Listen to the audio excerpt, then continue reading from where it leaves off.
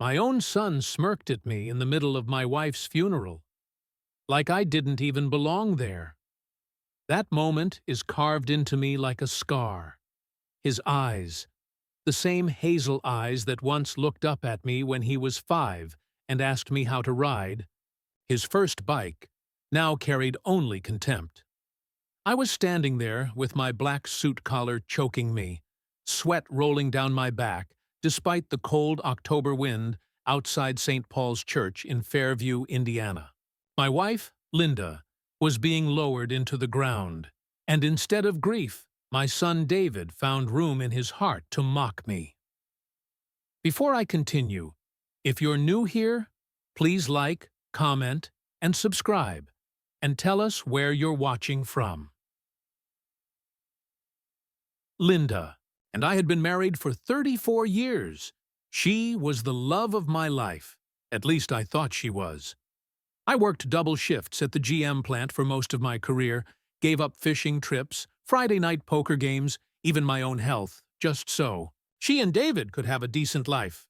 I kept a roof over our heads, paid off the mortgage on that little ranch-style house on Willow Lane, and never once missed a payment on his college tuition. But the truth is, somewhere along the way, my own family started treating me like a guest. In my own life, Linda had a way of quietly undermining me. It wasn't loud arguments, not plates smashing against the walls. No, it was worse. It was little digs at family gatherings. "Oh, you know John, he's terrible with money," she'd say, even though I was the one who balanced every damn checkbook. Or she'd laugh, "Don't ask John to cook, he'll burn water." Everyone chuckled, and I forced a smile, but inside I was dying a little each time. And David, God, my boy, he picked up on it. He began rolling his eyes when I spoke, dismissing my advice as old-fashioned. The older he got, the more distance he put between us, as though my very existence embarrassed him. Still, I held my tongue. I told myself, this is family. Family forgives. Family stays together. That illusion shattered the morning after Linda's funeral.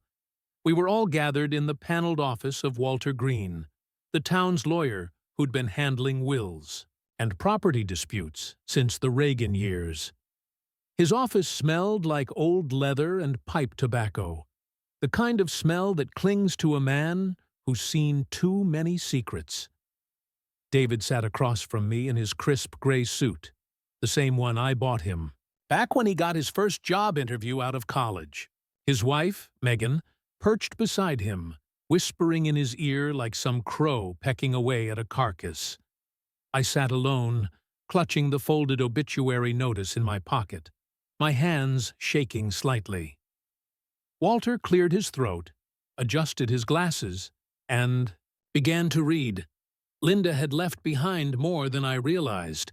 Bank accounts, the house, her jewelry collection that she guarded like treasure.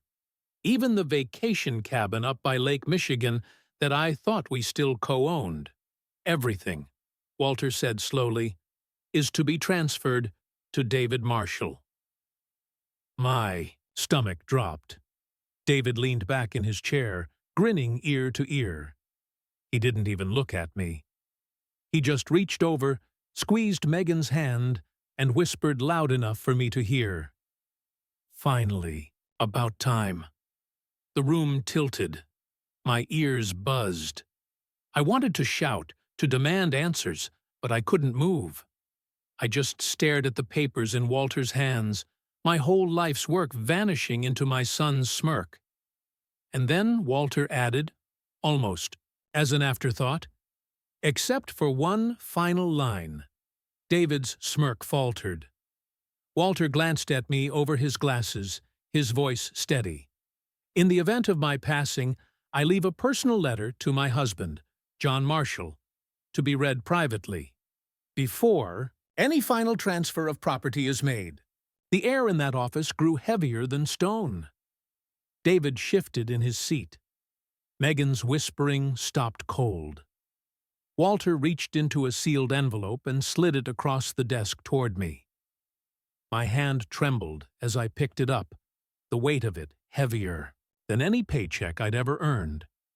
I didn't know it yet, but that envelope would change everything. My relationship with my son, the truth about my wife, and the man I thought I was.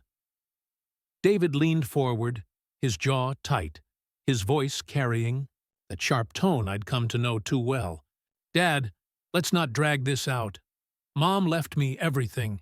Just sign whatever you need to sign so we can get this over with." He didn't even hide the disdain.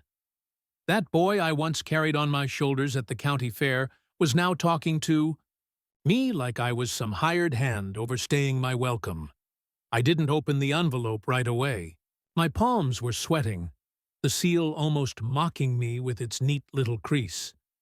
Instead, I looked straight at Walter. "Why wasn't this read out loud with the rest of it?" I asked. Walter hesitated, adjusting his glasses. "Linda made it. Clear this letter was private. Only for you, John. But," his eyes darted toward David, "its contents may affect the distribution of her estate." Megan gasped, clutching David's arm. "What the hell does that mean?" David's smirk returned, thinner this time. "It means nothing. Mom knew he'd guilt-trip her if she didn't throw him a bone. It's just some sentimental nonsense."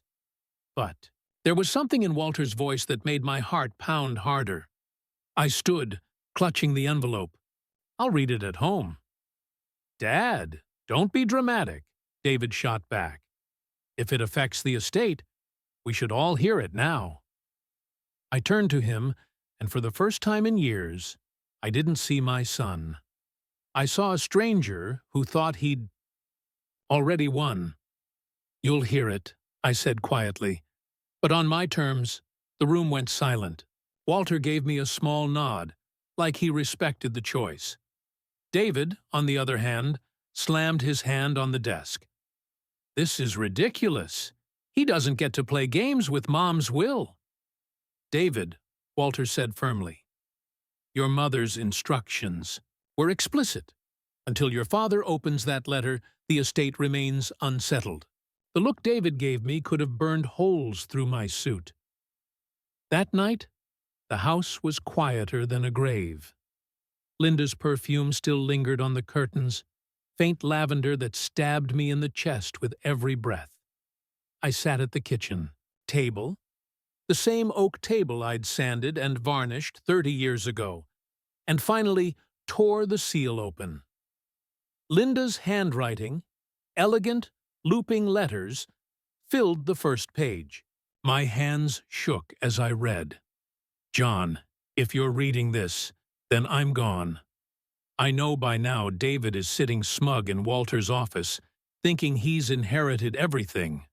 I need you to know it isn't what it seems, and I need you to be strong, because secrets are about to surface that will make you question the last 20 years of our marriage." My throat tightened. My marriage? 20 years. I turned the page. I put everything in David's name for appearances, but it's not his. Not yet. There are conditions. Conditions I couldn't bring myself to say out loud. I failed you in ways you'll learn soon enough. But trust me.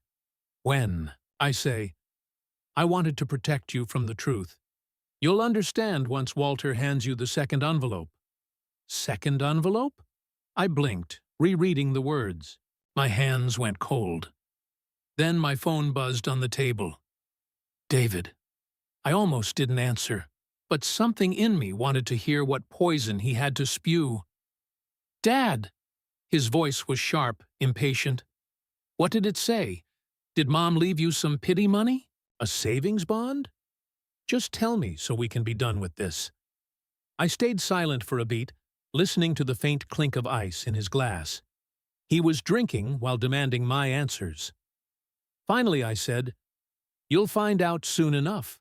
David scoffed. You've always been like this, playing the victim. No wonder Mom trusted me with everything. And then Click. He hung up. I sat there in the dark kitchen, the only sound the hum of the refrigerator and the pounding of my heart. There was another envelope. Somewhere. Waiting. And whatever was inside it. Linda knew it would tear open every lie we'd been living under. The question was, did I have the strength to face it? I didn't sleep that night. Every creak of the house, every gust of wind outside rattling the windows, reminded me that Linda's secrets were still in this place. By morning, the letter sat unfolded on the kitchen table, mocking me with its final line about a second envelope. I drove straight to Walter Green's office. The town was just waking up. Farm trucks heading down Main Street, the diners, neon sign flickering open in the chilly Indiana dawn, the smell of bacon grease spilling out onto the sidewalk. I used to bring Linda here every Saturday morning, back when we were happy. Walter looked up from his desk when I came in, surprise flickering across his tired face. "John, early start." I read the letter, I said flatly. She mentioned another envelope. His eyes softened, like he'd been expecting this moment. Without a word, he opened the bottom drawer of his mahogany desk and pulled out a smaller, sealed envelope. My name was written on it in Linda's delicate script. She left instructions, Walter explained. This was to be given only after you read the first letter. She said you'd understand. My hands shook as I opened it. Inside was not just another letter, but also photocopies of documents, bank transfers, deeds, even a notarized agreement. The letter began, "John, I made a mistake years ago. I thought protecting David meant giving him everything. But David, he's not the man you believe him to be. He pressured me into rewriting the will. He threatened to cut you out of his life if I didn't. I was weak, and I caved. But I couldn't let him have it all without consequences. That's why I set conditions he doesn't know about. The estate only passes to him if he fulfills one. Requirement. He must care for you, financially and emotionally, for 1 full year after my death. If he fails, everything reverts to you." I froze, my own son, who had laughed at me at his mother's funeral, who had sneered at me in that lawyer's office, was legally bound to take care of me, or lose everything he thought he'd won. I slid the documents across the desk to Walter. "Is this real?" Walter nodded grimly. "As real as it gets. She may have faltered in life, John, but in death, she tried to set things right." For the first time in weeks, I felt the faintest ember of control sparking inside me. That afternoon, I drove over to David's house. It was one of those new builds in a subdivision that all looked the same. 2-car garage, vinyl siding, perfect lawn.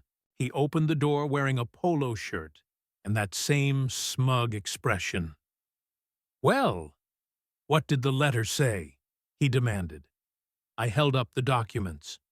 "It said you don't get a damn thing unless you take care of me for a year." The color drained from his face. Megan appeared behind him, her arms crossed. "That's ridiculous.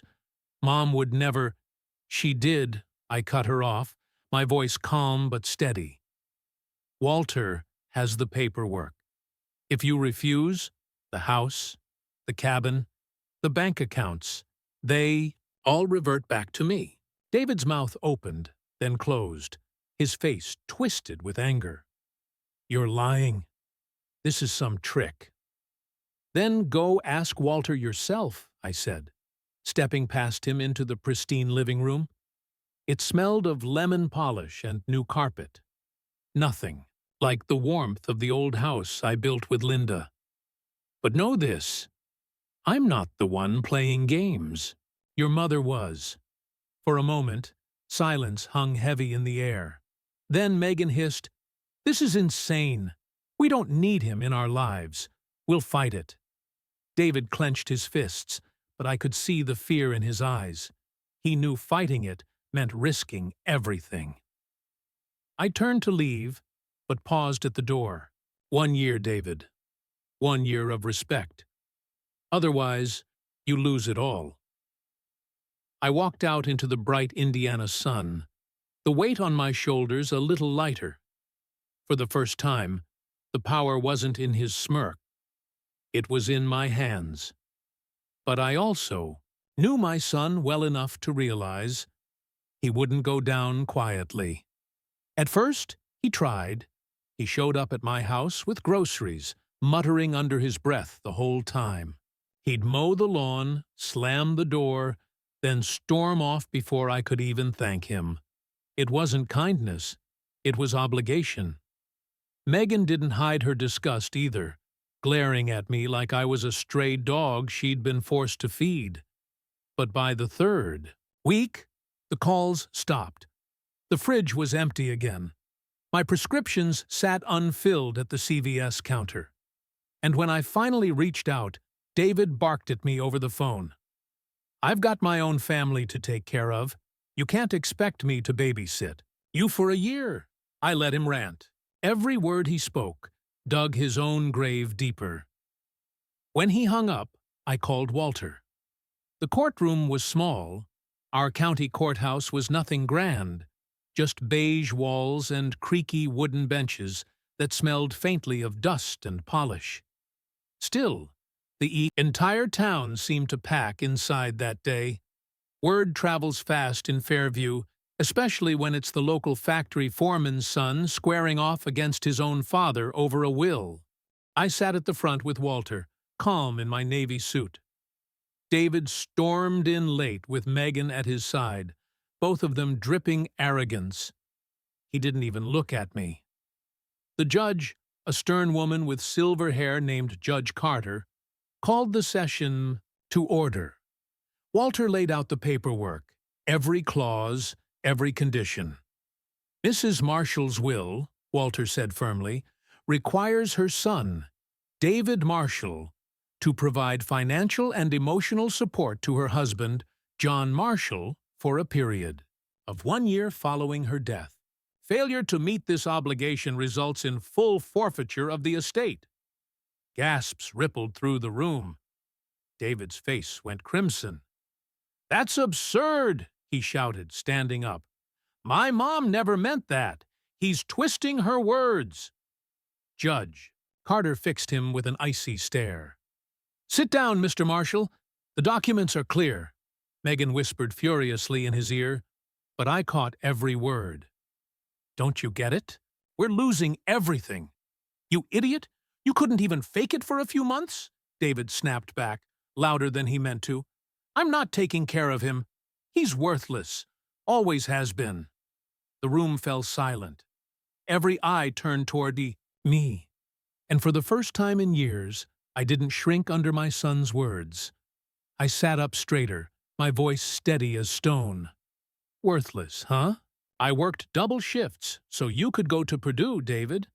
I paid off your first car. I co-signed the mortgage on your house. Every meal you ate growing up came from my sweat. If that's worthless, then maybe you don't deserve a damn thing from me, or from your mother." The judge banged her gavel. "Enough, Mr. Marshall. By your own admission, you have failed to uphold the conditions of the will. Therefore, all assets revert immediately to John Marshall." The sound of that gavel was like thunder rolling through my chest. David stood frozen, his mouth opening and closing like a fish pulled from water. Megan buried her face in her hands. The whispers in the courtroom grew louder. Neighbors, co-workers, old friends, everyone watching the mighty son brought low. When it was over, I walked past David without looking at him. But as I reached the door, I heard him mutter through clenched teeth, "You'll regret this, old man." I didn't answer. I didn't need to. The regret was his burden now, but deep down, I knew this wasn't finished. Not yet. The weeks after the court ruling were strangely quiet. For the first time in years, I could sit in my own living room without feeling like a ghost in someone else's house. The will had transferred everything back to me. The bank accounts, the cabin by Lake Michigan, even the jewelry Linda once guarded like gold. But the victory wasn't about money. It was about dignity. David, on the other hand, fell hard. Word spread quickly in Fairview. The factory guys whispered at the diner about how the golden boy tried to cheat his own father. Megan's parents, God bless their pride, refused to bail them out once they heard the story. The new-build house, the shiny SUV, even the boat David had leased, they all slipped through his fingers within months. One afternoon, I stopped by. The Willow Lane house, the one Linda and I had built together all those years ago. The autumn wind rattled the gutters, and the maple trees out front were shedding their leaves like embers. I stood there, looking at the home I thought I'd lost forever. Inside, I found Linda's old recipe box on the kitchen counter. Handwritten, cards with smudges of flour and grease, her chicken pot pie, her apple cobbler. For the first time since the funeral, I let myself cry, not out of grief, but out of release. Later that week, I saw David outside the courthouse. He looked smaller somehow, shoulders slumped, hair unkempt. He wouldn't meet my eyes. For a moment, I almost pitied him. Almost. "Dad," he muttered, voice hoarse. I didn't think it'd turn out this way. I studied him, my own son, the boy I once carried on my shoulders, the man who betrayed me for greed. My voice came out calm, steady, with no anger left. "You had a choice, David. You could have honored your mother's wishes. You could have honored me. Instead, you mocked me at her funeral. You treated me like dirt. And you tried to take everything. You made your choice." He swallowed hard, his eyes glassy. But before he could answer, Megan called to him from across the street. He turned away and followed her without another word. That was the last time we spoke. Months passed. I fixed up the cabin by Lake Michigan, spent long mornings fishing off the dock, and evenings watching the sunset bleed orange across the water. Sometimes I'd take out Linda's recipe cards and cook one of her meals, the house filling with the familiar smells of our past. And though loneliness still crept in at night, it was a clean loneliness, not the suffocating kind I'd felt while being mocked in my own family. The truth is, Linda wasn't perfect. She let David twist her arm, let him drive a wedge between us. But in the end, she tried to make it right. She gave me back my voice. And as for David, well, poetic justice found him. He lost the money, the house, the respect of the town. All he had left was his pride, and even that looked cracked the last time I saw him. As for me, I found something better than revenge. I found peace. So if you're watching this, and you've ever felt betrayed by the very people you sacrificed for, remember, dignity is worth more than any inheritance. Tell us your thoughts in the comments, and don't forget to like, share, and subscribe for more stories.